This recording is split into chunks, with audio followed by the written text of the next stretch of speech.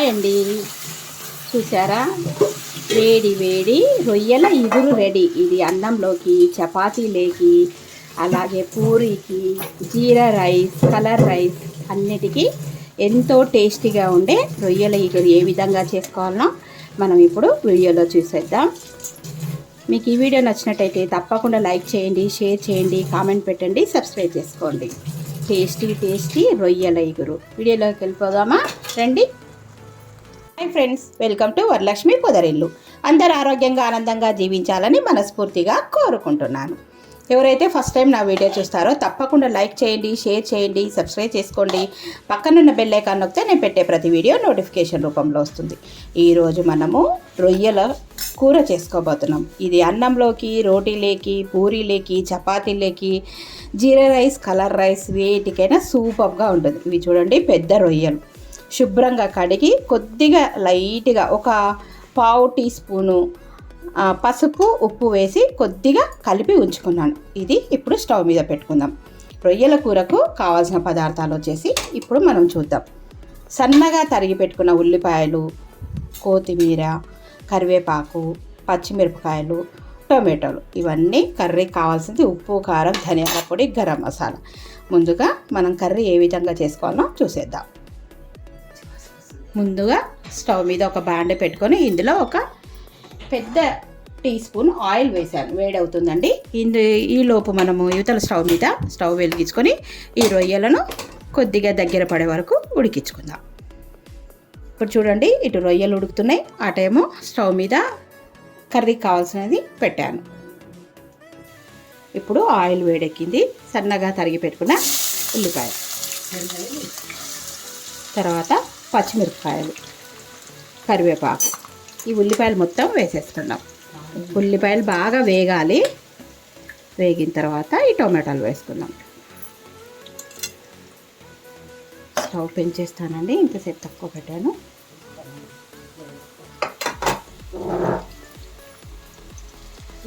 ఒకసారి ఫ్రిడ్జ్లో ఉంది, ఒకసారి ఉల్లిపాయలన్నింటినీ కలుపుకుందామండి.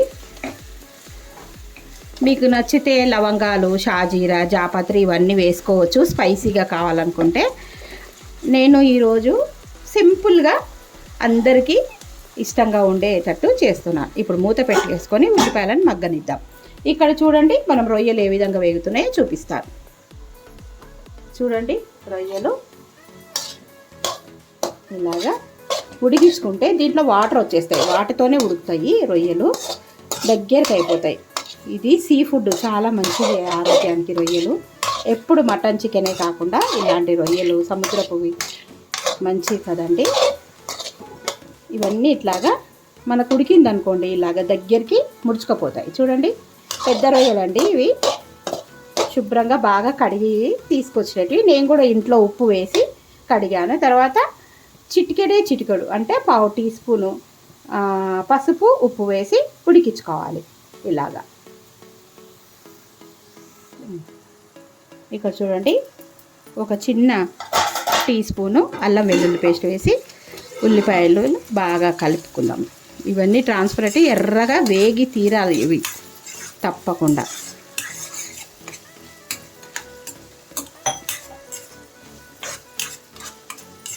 ఇంకా కొద్దిగా మగ్గనిద్దాం ఉల్లిపాయలను. మూత పెట్టేసుకో. ఇక్కడ చూడండి, రొయ్యలు దగ్గరికి మగ్గిపోయినాయి. చూడండి, ఈ విధంగా ఉడికించుకోవాలి. ఇంకా అవసరమే లేదు, దీంట్లో వాటర్ పోయలేదండి. రొయ్యలలోనే వాటర్ ఉంటాయి కదా, ఈ వాటరే ఎవాపరేట్ అయ్యేంత వరకు ఉడికించుకుంటే మనకు సరిపోతుంది. చాలా కమ్మగా బాగుంటుంది. మీకు ఇంకొకసారి రొయ్యల బిర్యానీ చేసి చూపిస్తానండి, చాలా బాగుంటుంది. ఇప్పుడు టమాటాలు మగ్గిపోయినాయి కదండి. చూడండి, కొద్దిగా రంగు మారినాయి కదా. ఇప్పుడు ఇలాగా సైడ్కి అనేసి మధ్యలో ఈ టమాటాలను వేసుకుందాం.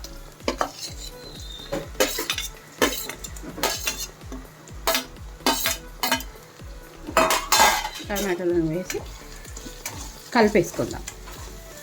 ఈ టమాటాలు కూడా కొద్దిగా మగ్గిన తర్వాత ఉప్పు, కారం, ధనియాల పొడి అన్నీ వేసేస్తాం. దీంట్లో మెంతికూర వేసుకుందామండి, సూపర్గా ఉంటుంది. మూత పెట్టేసుకొని కొద్దిగా మగ్గించుకున్నాక మెంతికూర వేసుకుందాం. ఇప్పుడు మెంతం కూర వేసుకుందాం.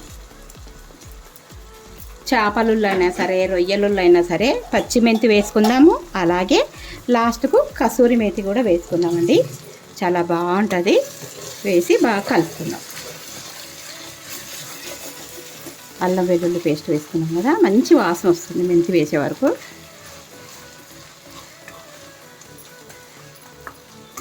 ఇదంతా మగ్గనిద్దాము. మూత పెట్టేసుకుందాం. ఇప్పుడు కర్రీ ఉడికిందో లేదో చూద్దాము. ఉల్లిపాయలు టమాటాలు కాస్త మెత్తబడ్డాయి కదండి. ఇప్పుడు ఉప్పు, పసుపు, కారం ఇవన్నీ వేసుకుందాం.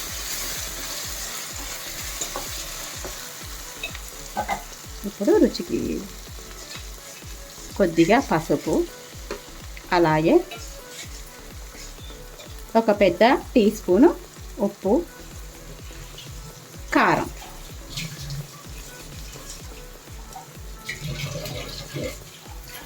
ఒక 3 టీ స్పూన్ల కారం వేసి బాగా వేయించుకుందాం. కొద్దిగా ఉప్పు, కారం దీంట్లోనే ఫ్రై అయితే ఉల్లిపాయలకు, టొమాటోకు బాగా ఉప్పు, కారం పట్టుకుంటుంది.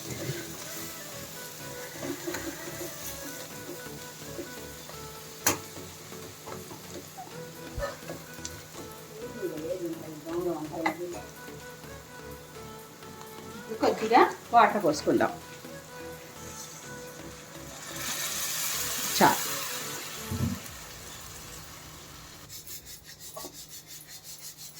ఇప్పుడు ఈ మరుగుతున్న స్టేజ్లో మనం చూడండి, ఇదంతా ఉడకబెట్టుకున్న ఈ రొయ్యలను వేసి కూరలో ఉడికించుకుందాం.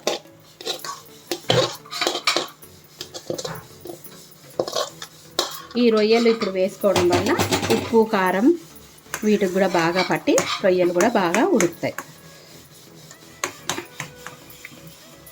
మూత పెట్టేసుకొని ఉడకనిద్దాం.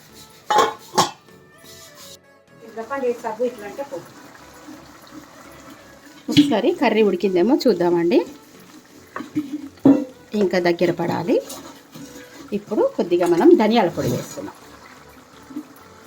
ఒక పెద్ద టీ స్పూన్ ధనియాల పొడి కలిపేసి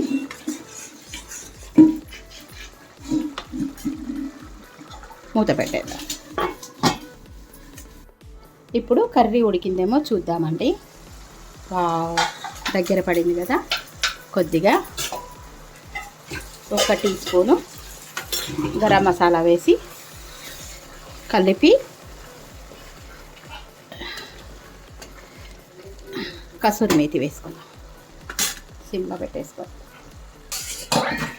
చూడండి, కసూరి మేతి వేసి కలిపేసుకోండి.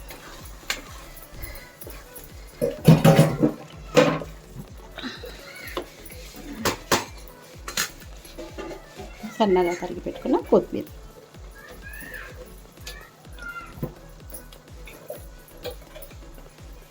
మూత పెట్టుకొని ఒక 2 నిమిషాలు ఉడకనిద్దాం. ఇప్పుడు మూత తీసి కడిపేసుకుందామండి. చూడండి, కర్రీ దగ్గర పడింది. ఇలా ఉంటే కూర మనకి రోటీకి, అన్నంకి, రైస్కి, జీరా రైస్కి అన్నిట్లోకి చాలా బాగుంటుంది. టేస్టీ టేస్టీ రొయ్యల ఇగురు రెడీ. మూత పెట్టేసుకుందాం.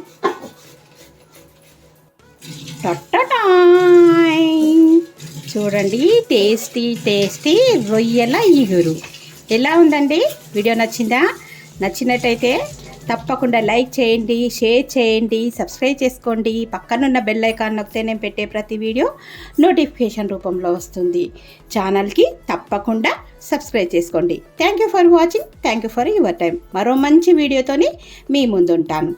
ఆగండి, ఇప్పుడు టేస్టింగ్ టైం. నేను ఈరోజు ప్లెయిన్ రైస్లోకే టేస్ట్ చేస్తానండి. ఇక్కడ చూడండి, వేడి వేడి అన్నం, అలాగే రొయ్యల ఇగురు,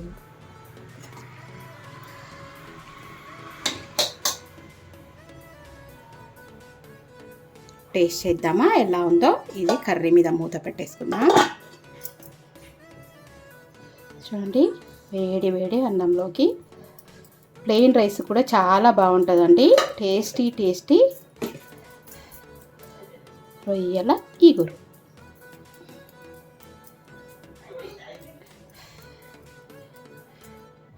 చూడండి ఎంతో కమ్మగా టేస్టీగా ఉండే ఈ రొయ్యల ఇగురు. నచ్చిందా? నచ్చినట్టయితే తప్పకుండా లైక్ చేయండి, షేర్ చేయండి, కామెంట్ పెట్టండి, సబ్స్క్రైబ్ చేయండి. మరో మంచి వీడియోతో మీ ముందు ఉంటానండి. బాయ్.